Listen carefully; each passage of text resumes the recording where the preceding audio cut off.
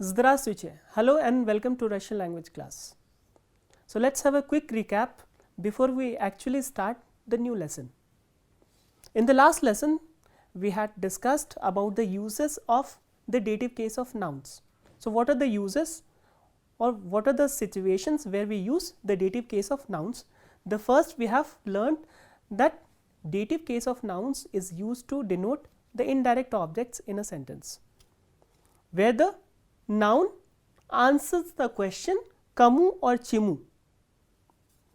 The second use of the indirect objects, dative case of nouns, is to denote the logical subjects in the impersonal sentences. For example, we have discussed the verbs nravitsa, panravitsa, prikhaditsa, prichis, and some adverbs like kholadna, nilzya, nushna. So with those adverbs and some verbs, we use dative case of nouns to denote their logical subjects. The third use of the dative case of nouns is to come after the prepositions pa, ka, blaga, darya and saglasna. Pa is movement along or on the surface, ka is movement towards the object, blaga, darya is thanks to or because of, and saglasna is according to. So these are few of the uses of the dative case of nouns. So now in this lesson we will learn about the declension of nouns, singular nouns in the dative case.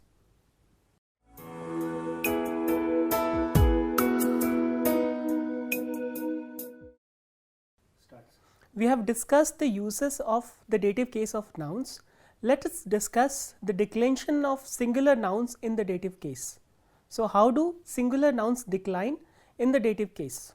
So for this purpose I have written the nominative case forms in the first column and their dative case counterpart in the second one. So how nouns change in the dative case? Let us take the first noun and we are discussing the masculine nouns first.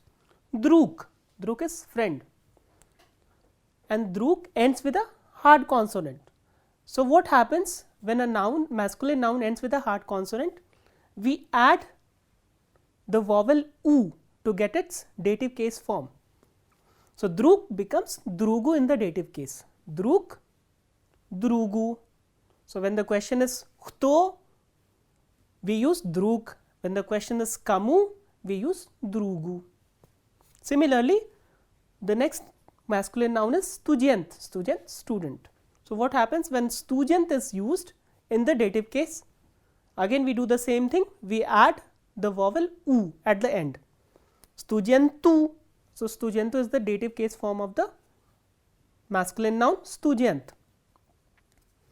Achets, achets is father. Atsu. So here we have done in previous lessons also, whenever we change its form, we drop this consonant ye. So it becomes atsu. Here we are not using the vowel ye, atsu. So we drop the vowel and add u, achets, atsu. The next masculine noun is pripada vachal, which has a soft ending. So it ends with a soft sign. So what happens when a noun, masculine noun ends with a soft consonant or soft sign? We add u. So we drop the soft sign and add u to get its dative case form. Pripada vachal, teacher, becomes pripada vachilyu in the dative case. So this is how we change the masculine nouns in the dative case. So this is how the masculine nouns decline in the dative case. So let us have a look at the feminine nouns and how do they decline in the dative case.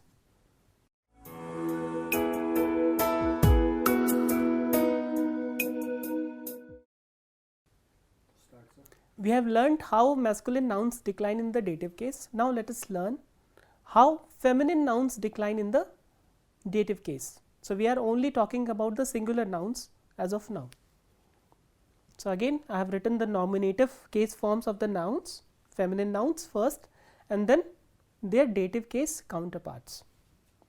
Padruga, padruga ends with a vowel a. Padruga is friend, female friend. So, what happens when padruga is used in the dative case?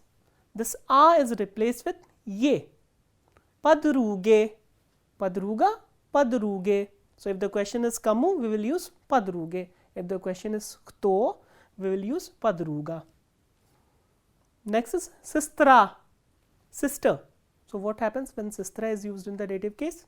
Sistra becomes sistre. So, again this a is replaced with ye. Chitraj, chitraj is an inanimate noun which means a notebook. So, when chitraj is used in the dative case, what happens is the soft sign is replaced with the vowel e. Chitraj, chitraji. Next is simya. Simya ends with ya. So, what happens when nouns, feminine nouns with ya ending is used in the dative case? This ya is replaced with ye. The vowel ya is replaced with ye to get its dative case counterpart. Simya, simye. Simya is family. The next noun, feminine noun we have is auditoria. Auditoria is an auditorium or hall.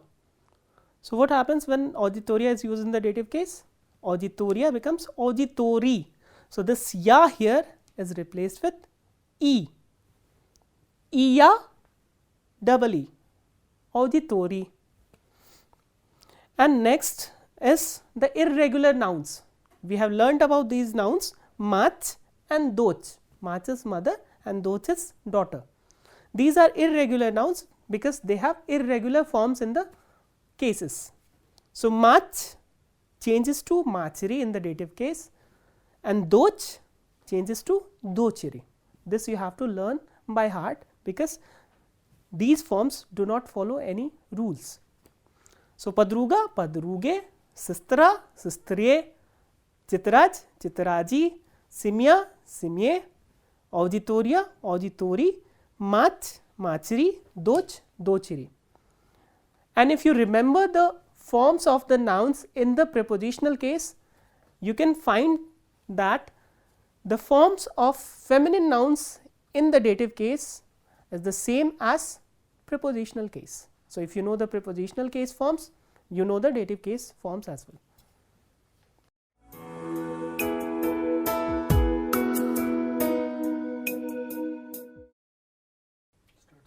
Let us discuss the neuter gender nouns now. So, what happens when neuter gender nouns are used in the dative case? How do they decline in the dative case? So, here is the nominative case forms of the neuter gender nouns which answer questions kto and shto, who and what, and these are the forms that are used in the dative case which answer the questions kamu, kamu is to whom, and chimu for what or to what. Akuno, akuno, as you know, this is a neuter gender noun with hard vowel o at the end. So, akuno changes to aknu. So, o is replaced with the vowel u. Akuno, aknu. Pismo, pismo is a letter. So, what happens when pismo is used in the dative case? Pismu. So, again o is replaced with u. Now, the third noun we have neuter gender noun is more.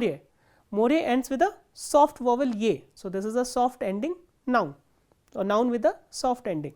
So, what happens when we have a soft ending neuter gender noun in the dative case? This ye is replaced with the soft vowel u. Ye, you. More, more you. Zdanie, zdanie again has a soft ending which is ye at the end. Zdanie. So, we will replace the soft vowel ye with soft vowel u. Zdaniu, zdanie, zdaniu. So, basically there are two endings, hard ending and soft ending. So, if we come across a hard ending neuter gender noun, it will change to u, and if the noun is soft ending or which ends with the soft vowel ye, then the soft vowel ye will be replaced with the soft vowel u. Aknu, aknu, pismo, pismu, more, mariu, zdanie, zdaniu. So these are the changes that we do, that we make with the nouns in the dative case, neuter gender nouns. So we have now discussed masculine, feminine and neuter gender nouns and their declension in the dative case. Now let us look at some of the examples where we have used the nouns in the dative case. For example, I have written a couple of questions here and then their answers. Kamu vidali noviu chitraj. Kamu vidali noviu chitraj. Kamu is to whom? That's you already know, to give. Noviu chitraj, a new notebook. So who did you give the new notebook to, or to whom did you give the new notebook? So again the question is kamu, which requires a noun, animate noun in the dative case. So you can say bratu. Brat is an animate noun and you have to use the dative case form of the noun brat, which will be bratu. You can also say drugu, to a friend or to brother. The next question we have is chimu vi radi. This rad we have done in the previous lesson. Rad means to be happy. So why are you happy, or for what are you happy?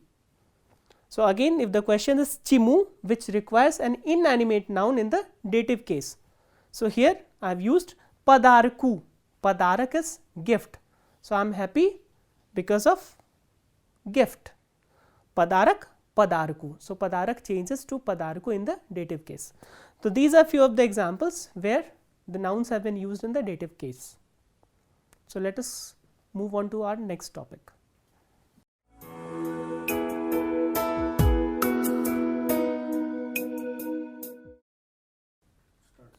Now we will discuss about the personal pronouns in the dative case. So how personal pronouns decline in the dative case. So when the question is kamu, which form of the personal pronouns are we going to use? So let us see. This ya in the nominative case changes to mne in the dative case. Ya, mne. First person singular number ya changes to mne. First person plural number mui changes to naam. Ya mne, mui naam. Second person singular number ti changes to tibie in the dative case. So when the question is kamu, we will use tibie. Second person plural number vi changes to vam. Tibie, vam. Third person singular number on masculine changes to yimu. On, yimu. And feminine gender ana changes to yei. So he, on, yimu, she, ana, yei. And third person plural number ani changes to im. Ani, im. So let's repeat all of them once again. Mne from ya, tibie from ti, yimu from on, yei from ana, naam from mui, vam from vi, and im from ani. One more thing, I have written this consonant n in the brackets in the third person singular as well as plural number. So what happens is when the dative case forms of the third person is used with a preposition, an additional consonant n is added before the forms. For example, if dative case form of on is used after a preposition, for example ka, we will use nimu, knimu. Similarly kniei, knim. So instead of using imu, yei, im, we will use nimu, niei and nim. So that is why I have written the additional consonant n within brackets. Now let us look at some of the examples where the personal pronouns have been used in the dative case. Kamu ana raskazala akina filme. Kamu ana raskazala akina filme. To whom did she narrate about the movie? Kina film is movie. Raskazaj is to narrate, to tell. So, here we have to use a personal pronoun. Ana raskazala naam. So, I have used here the second person plural number mui. Mui becomes naam. Ana raskazala naam akina filme. She narrated to us about the movie. The next question is kakamu vi idioche. Kakamu vi idioche. Ichi is to go or to come. So, here to whom are you going, or where are you going, or to which place, to whose place are you going. So, here I have used knei or ya idu knei. I am going to her place. So, as you can see, with the preposition ka, I have used nei. So, an additional na has been used. So, this is about the personal pronouns in the dative case.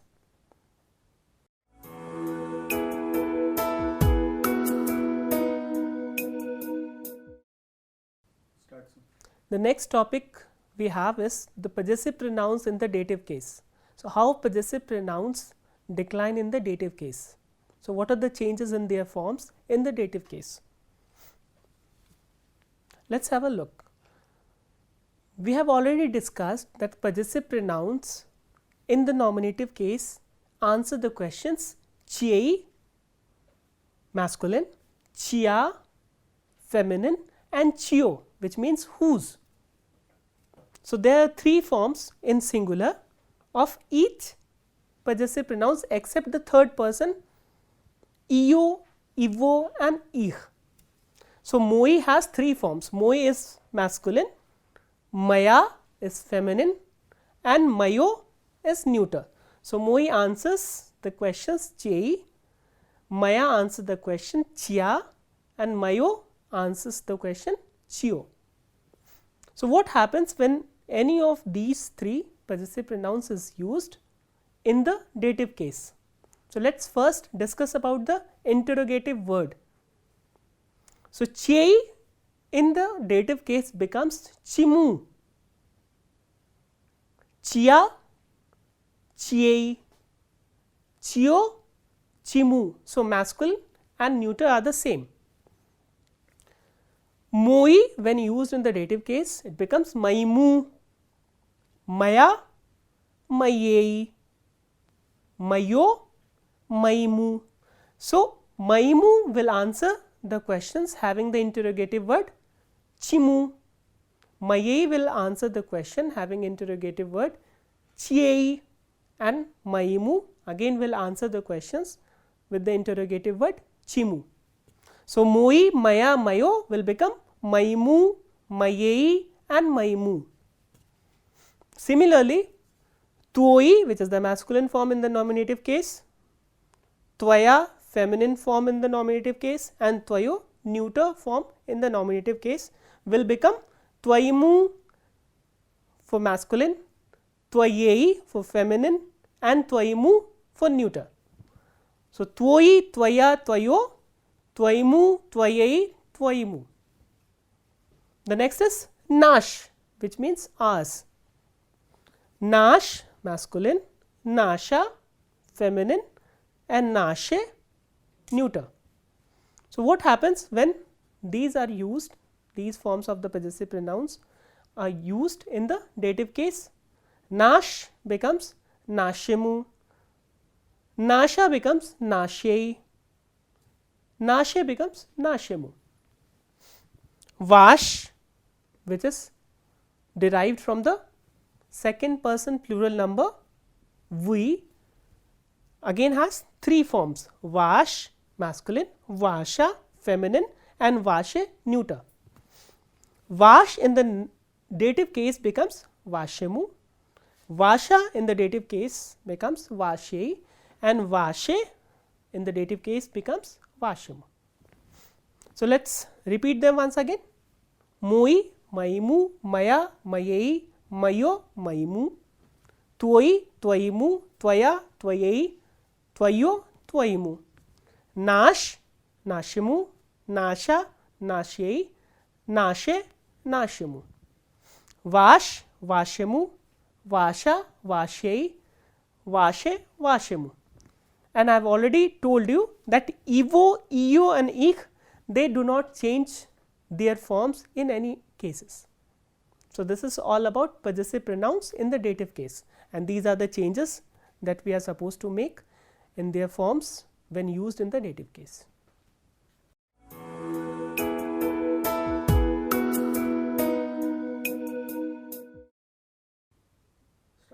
So, now I will read out a text. Please listen to the text carefully and then try to repeat after I am finished. The text goes like this. Je dushka stal ochin star. Je dushka stal ochin star. On plocha vigil is lichel.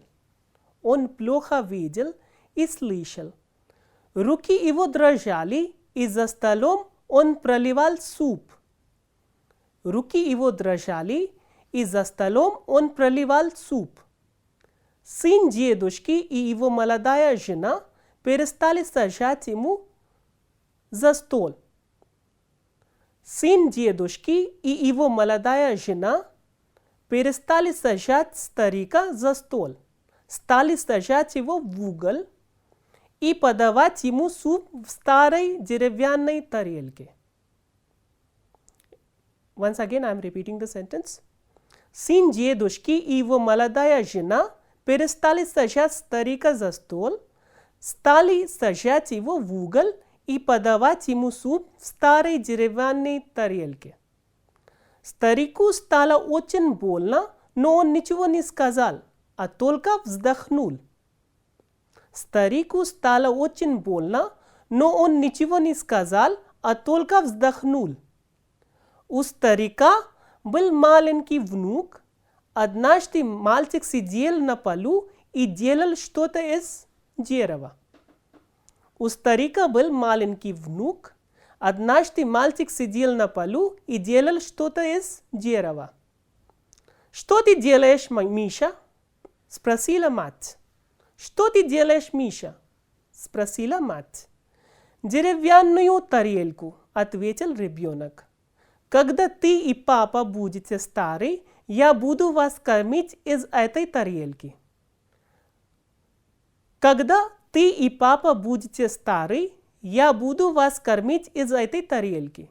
Отец и мать посмотрели друг на друга. Им стало стыдно, и они стали опять сажать старика за стол. Отец и мать посмотрели друг на друга. Им стало стыдно, и они стали опять сажать старика за стол. Now I will translate this text into English. Please listen to the translated version carefully. The grandfather had become very old. He did not see and hear properly. His hands used to tremble, and while having food, he used to spill soup on the table. Grandfather's son and his young wife stopped to make the old man sit for meals,